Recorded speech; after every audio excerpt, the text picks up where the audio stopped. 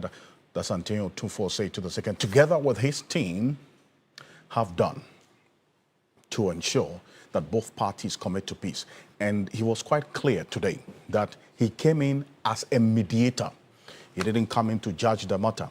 And in mediation, he would just obviously have to be guiding the two parties for them to reach their own solution proposed by themselves. And he has said that all the parties involved in the Bawku conflict must commit and obey the peace mediation report presented to President John Mahama earlier today. Speaking at the Jubilee House, the Asantehene 246 to explain that he has informed all parties involved that his intervention was only a mediation exercise and not an arbitration. Take a look at this.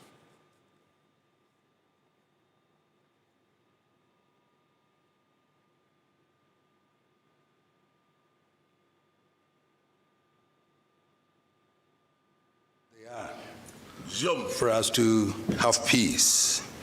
It is almost about 2.5 years since your predecessor invited me to mediate in a major conflict in Bawku that had not only claimed the lives of many innocent souls, but had become a major threat to the security of the nation. Almost a year ago, the people of Ghana handed the mandate of the governance of Ghana to Your Excellency, and you wasted no time in reaffirming the mandate of the Bawku mediation. By the grace of God, we are able to assemble here this morning for us to present to Your Excellency the report of the mission you entrusted to us. We present a report for your kind consideration, whatever action you and your government consider appropriate. It should be binding on all of us, whoever is there. I've spoken to before I came yesterday, I was on the phone for more than with my brother, the Nairi, explaining the circumstances to him in terms of the decision I took. And I have spoken to the Bokunaba, taking time all these periods to be speaking to everybody about it. Just want to clarify, my son Cletus Avokaif is here because he has to be very careful in what pronouncements he made publicly. It is not right. It's a dicey situation. We are all trying to make amends and get people to move together as brothers and sisters. It looks like he's making various pronouncements and all that, which wouldn't endure to the peace that we want. So please, I wanted to, if he was here, I was going to tell him, but the message will get to I invite him and tell him that we've gotten to a state where we all have to find peace. Then Bokunaba is the Bokunaba. The law is on his side. We agree to that. But you don't make pronouncements on radio and everywhere that will incense the other side. Where we have reached is more like reconciliation. The Nairi accepts, we have to get them all together. That's what 246 to the second day. He also called for the strict enforcement of Ghana's laws, recognizing Asegiri Abugrago Azoka II as the lawful Bokunaba, describing it as the most crucial step towards lasting peace in Bawku and the wider Kusasi area. Take a look. Bawku was mentioned in the proposed terms of settlement of the Nairi as one of the towns that the Mamprisi wanted to be given to the Nairi. Unfortunately, the law as it stands now makes Asegiri Abugrago Azoka the lawful chief of Bawku, and so it is impossible legally to do any such thing in this mediation exercise. On the question of Bawku town, I have taken the position that the established tradition since 1931 thereabout is that the person who is Bokunaba has the entire Kusasi area. By law and the declarations of the Supreme Court of Ghana, Asegiri Abugrago Azoka is the Bokunaba, and there cannot be any rival residing in Bawku claiming otherwise. I have impressed upon my brother, the Nairi, to accept that recognition by law in appreciation of the enduring brotherhood that has existed between our two kingdoms in order to ensure lasting peace and eliminate the national and international security threats that my brother himself is so concerned about. I have been candid with my brother, the Nairi, that the purported enskinment of Mr. Seydou Abagari as Bokunaba cannot stand.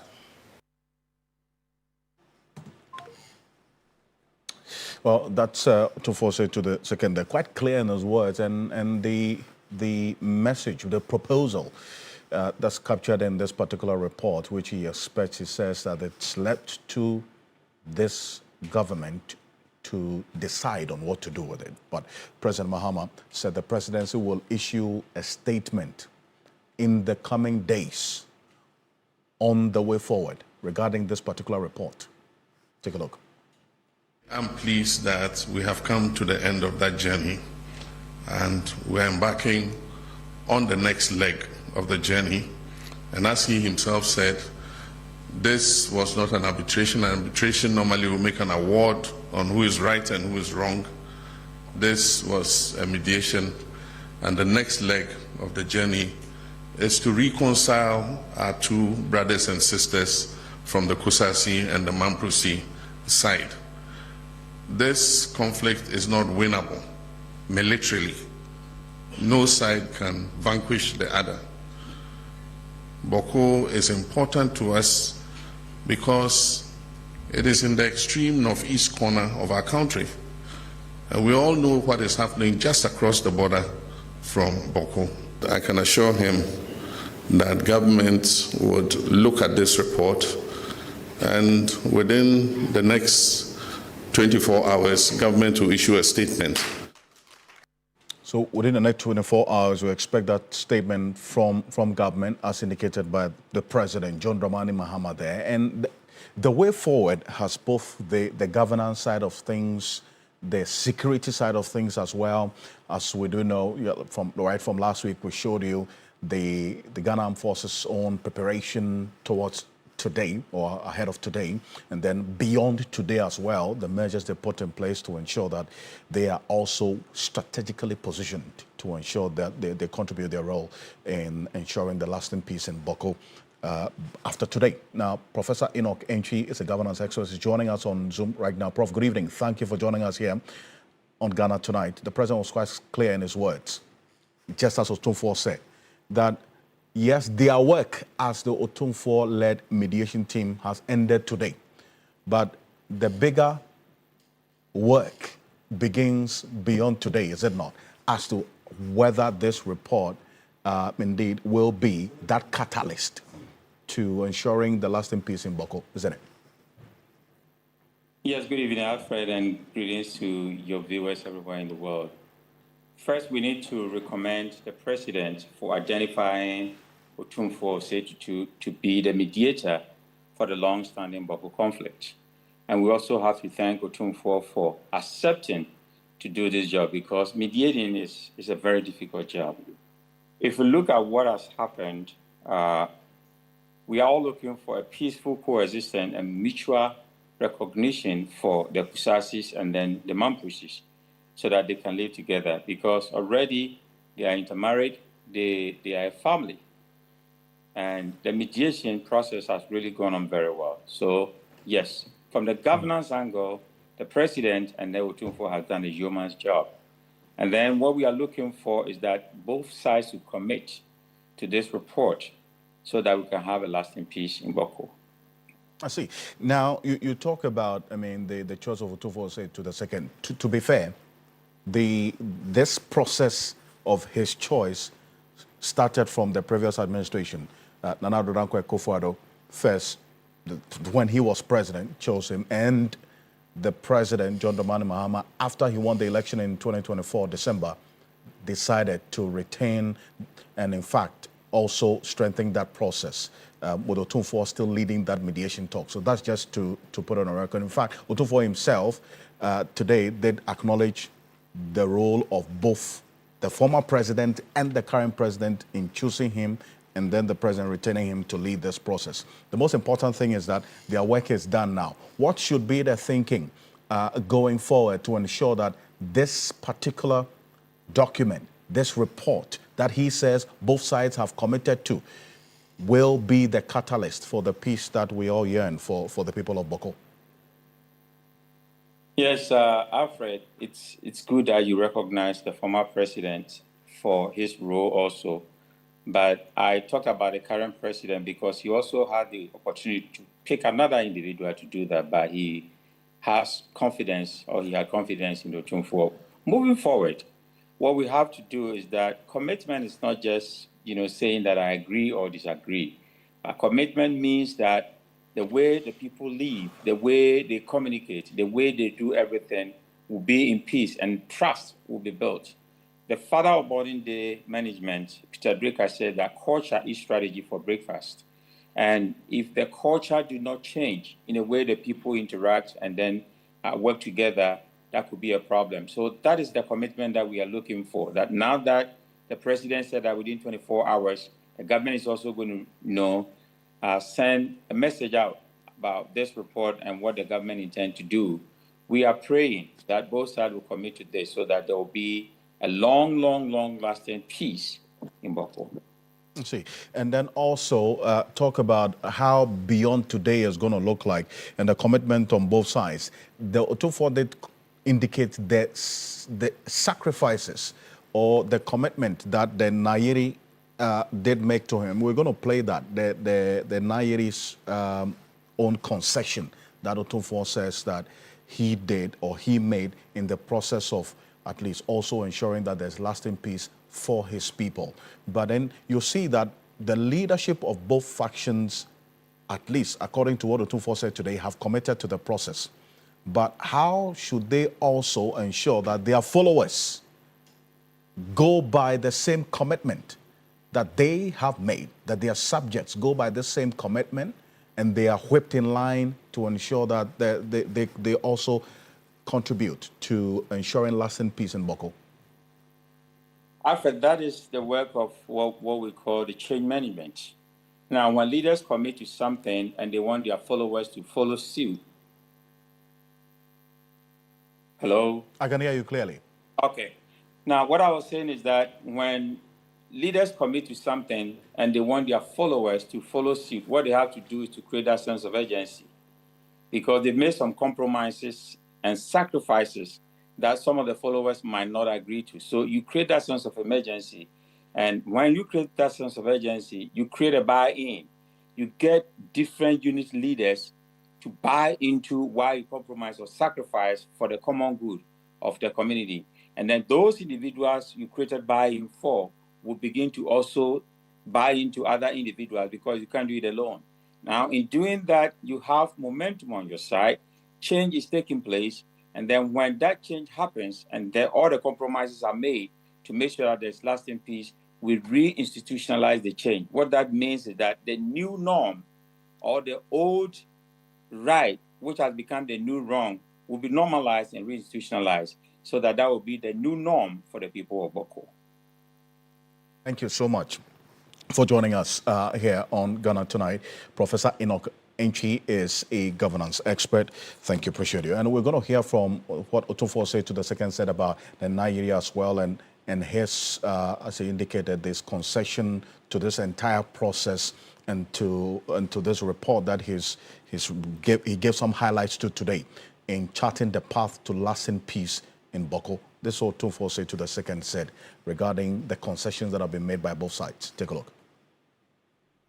He said in part, "Be that as it may, in the interest of coexistence, peace and human dignity, my proposed solution and concessions is premised on the request from your Royal Majesty that I cede part of my jurisdiction in the Bawku traditional area to the Kusasi tribe, with the hope that a lasting and enduring peaceful resolution of the Bawku conflict will be achieved for all parties."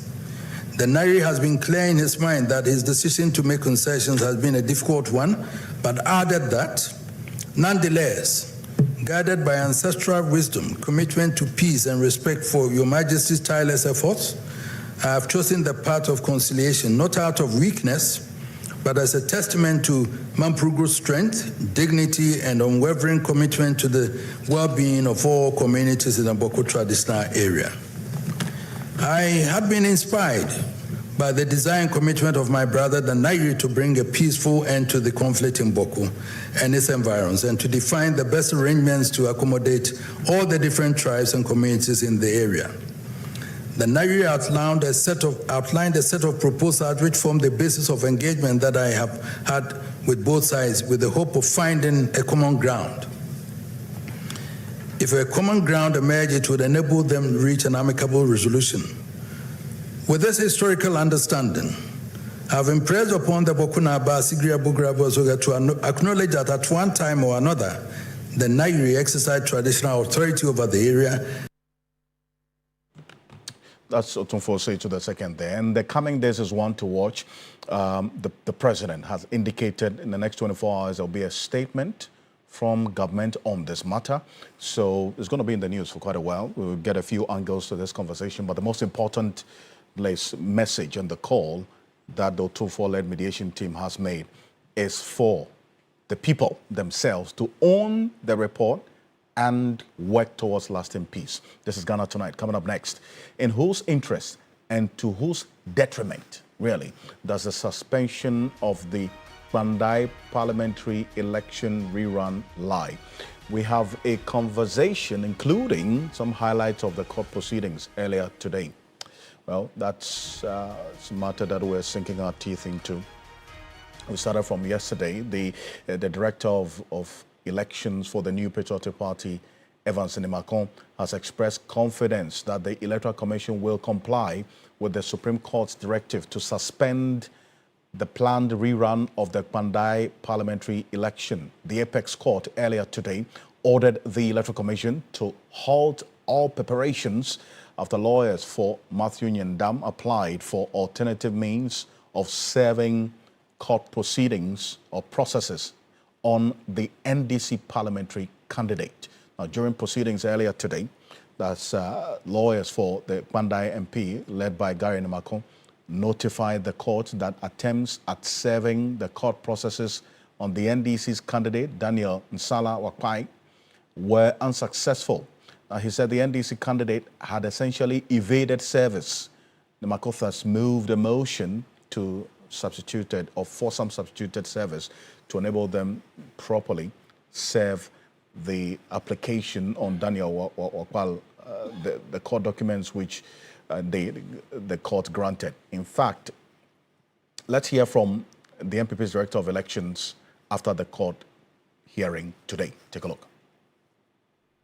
We can have a situation where this judgment has been given, it is being contested, and other interested parties will run so fast and not allow the process to go to its conclusion. That for me is not fair.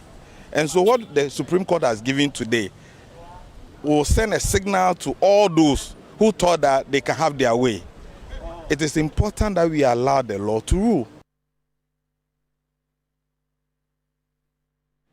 Well, so that's what's happened today in court. What that effectively means is that the Electoral Commission now would have to halt its own plans, preparations, ahead of that December 30 date that they announced last week. Fatima Abubakar is the former information minister, and she was in court to say she's a private legal practitioner as well.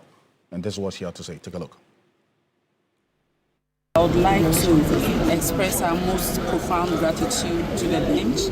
The Honorable Court, in the interest of justice, has listened to the prayer of the legal counsel for the applicant and has ordered that the second interested party, which is the Electoral Commission, should suspend all preparations towards conducting the rerun in Kpandai constituency on 30th December and wait until such a time that the main or the substantive case, which is the application for an order of certiorari from this court seeking to quash the judgment delivered by the High Court in Tamale on 24th November 2025. Also, the Honorable Court has ordered that we serve the first interested party, or Mr. Nsala Wakpal, the NDC parliamentary candidate by substituted service, through his WhatsApp, the High Court Tamale notice board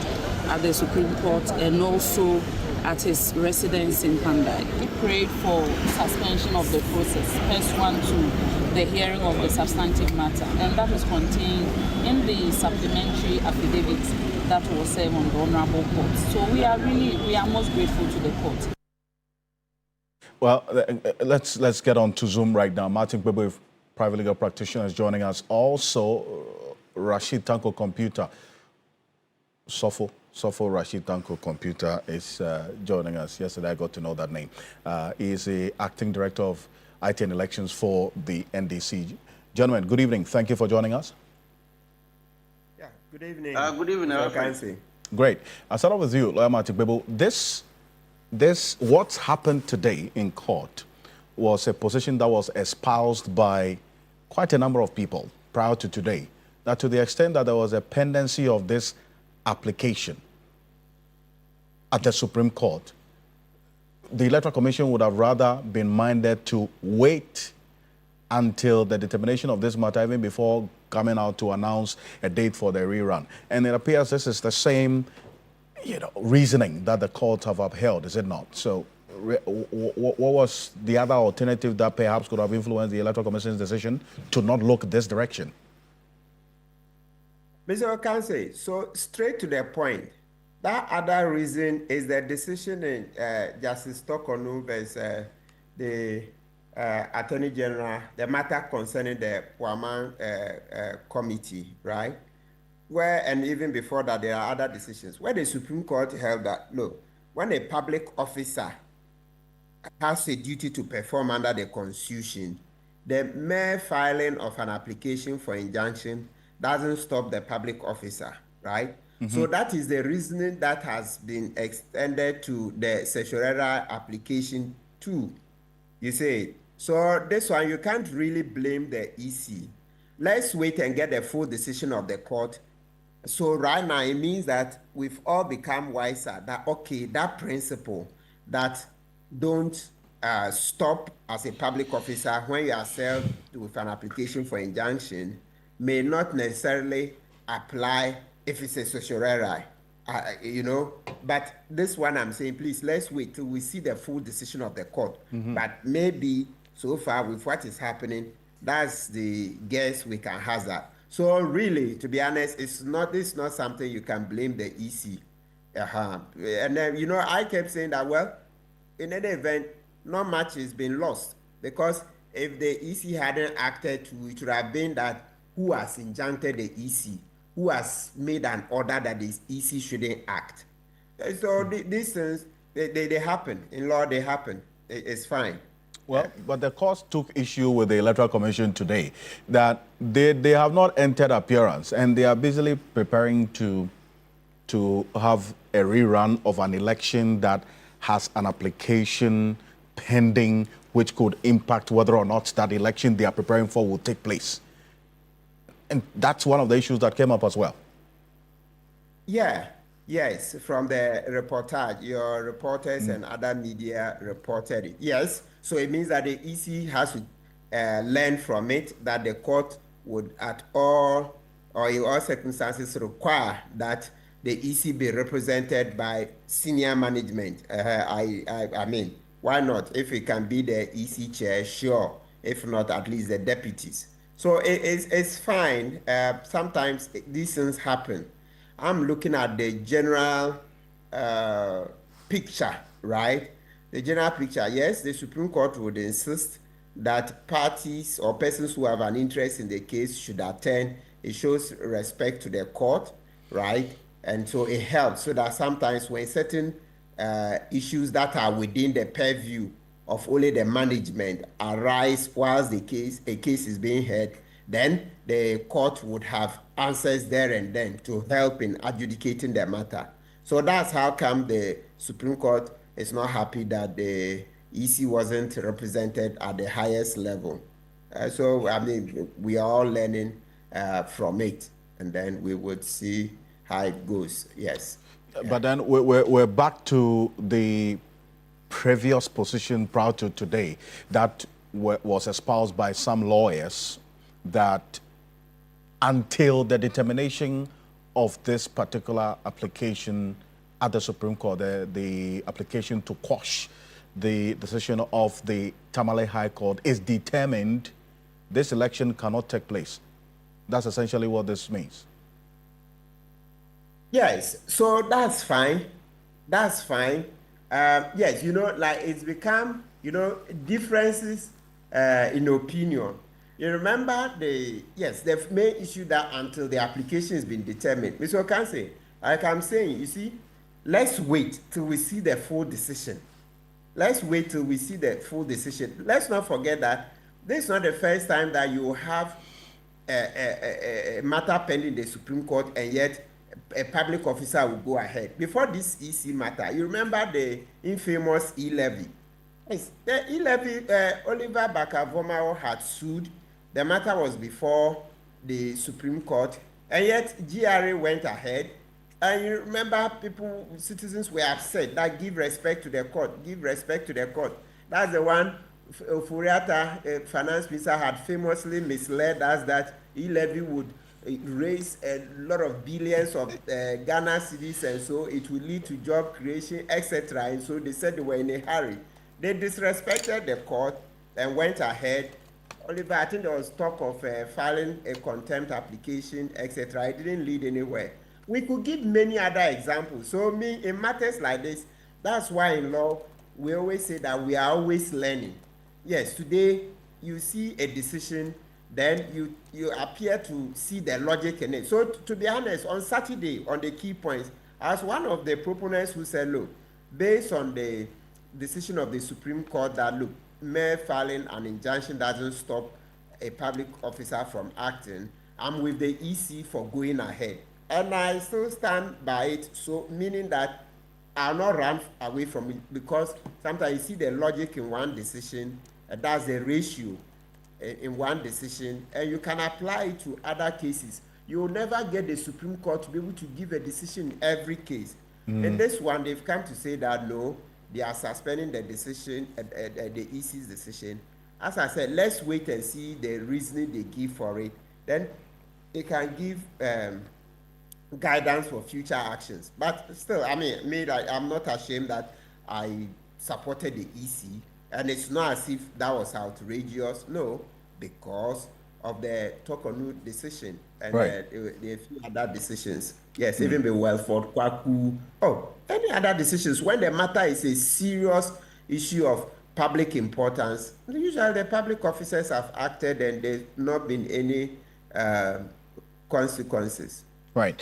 Counsel, appreciate your time on this. Thank you so much for joining us. Martin Pebo is private legal practitioner, but you can still stay with me. Let me bring in Rashid Tanko Computer.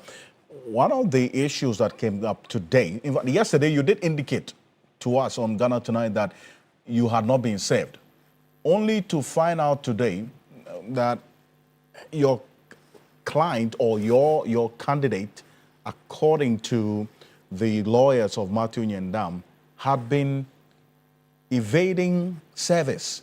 He's been dodging them. And that's why they've not been able to serve him over the period. That's how come this request for substituted service was even granted by the court today. Is it the case that your candidate has been dodging the service? Alfred, let me say good evening to you and your cherished viewers across the globe.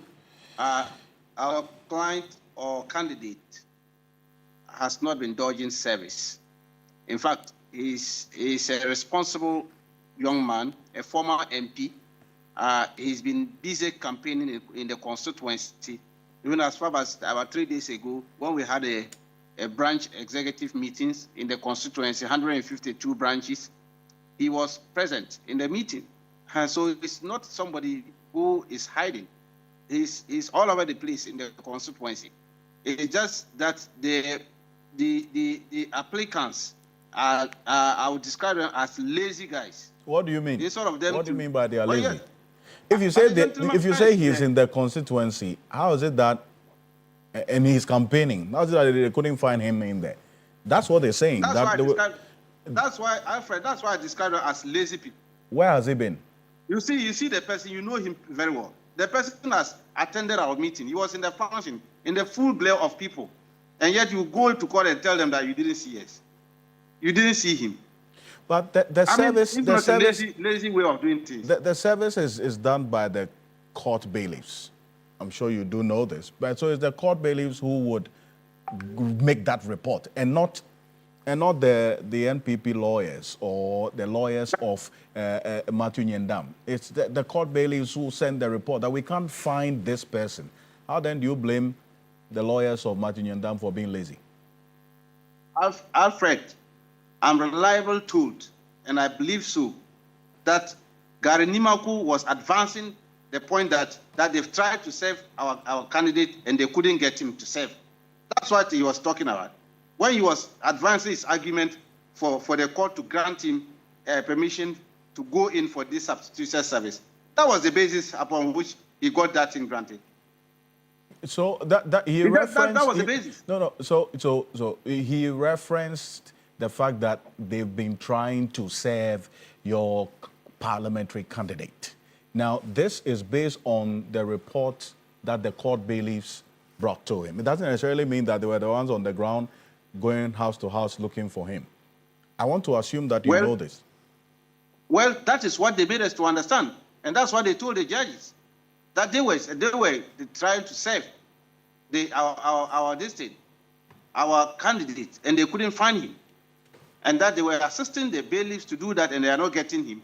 And that's why I described them as lazy people.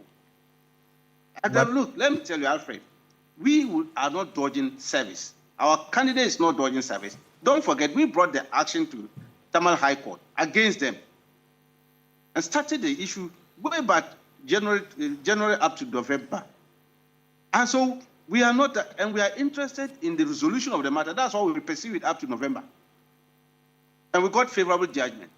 In any case, this suspension has not stopped us from pursuing our agenda of campaigning.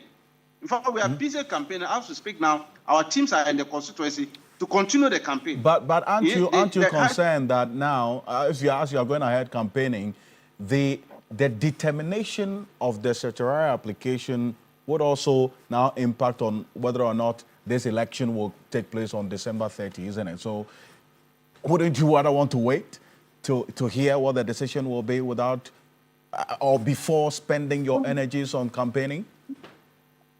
Alfred, we don't want to gamble. We don't have luxury of time. I see. Because we are bent on beating MPP hands down in the constituency. And you know, just yesterday we discussed about some opinion poll conducted by my good friend Musa Dankwa. And it put us behind them in the constituency. I'm sure you remember that. Yes. So this one has given us an opportunity to do more campaign. The suspension has given us that opportunity to cover up. Right. Instead of the election coming on 30th, it has been suspended, and to move up to 13th so that where we go and slug it out with them. So within this period, we have to intensify our campaign because we know that on the 13th, these guys will be thrown out. They have no case. Okay. We'll wait till then. They have no case. I thank you. Alfred, let me conclude by telling you that they are only deferring their defeat. I see. The defeat that they were going to get on the 30th, they have deferred it and suspended it to 13th. They will still come and meet the defeat. We'll see how the coming days will look like on this. Dr. John Osai Kwapong is a fellow at the Center for Democratic Development, CDD. Thank you so much for joining us. Just a quick one on this development today regarding the Electoral Commission and the plans for the Kpandai rerun of the parliamentary elections and then the happenings in court today. Doc. Yes, good evening, Alfred. For me, I believe it's the decision of the court, and by here I mean the Supreme Court, is the proper decision. I've always not been a legal expert. I've always still wondered why sometimes when there is a determination yet to be made about a particular course of action an office holder wants to take, that it can quote unquote continue whilst awaiting what the court is going to say about that particular action for which there is contention over.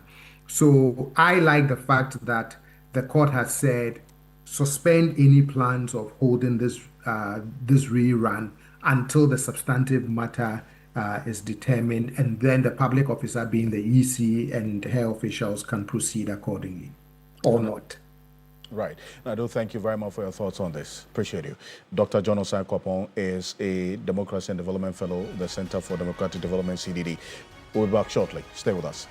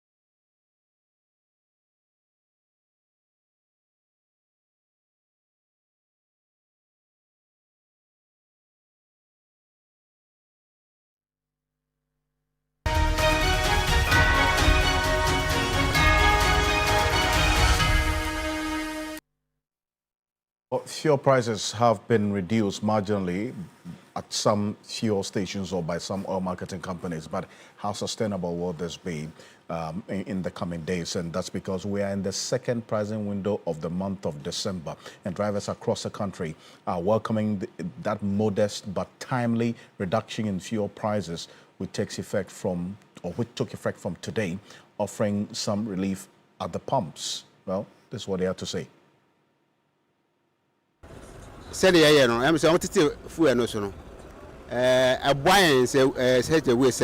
The fuel cuts have helped us, but the prices of other goods have still not come down, so it feels like things are expensive.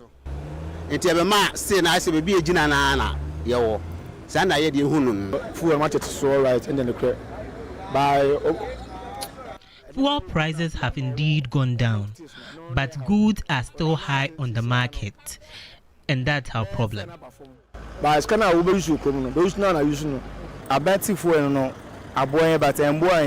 Government's reduction of fuel prices is good, but car dealers haven't reduced their prices, and that's our problem.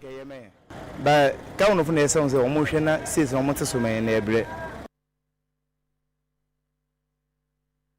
And more of this on 3news.com. On behalf of the team, we do appreciate your time. Join us same time tomorrow for another conversation during the New Day team tomorrow morning, and also on Sunrise on 3FM 92.7. Eric Mana and the team would also be there for you. I am Alfred Okanse. Have a good night. Ghana.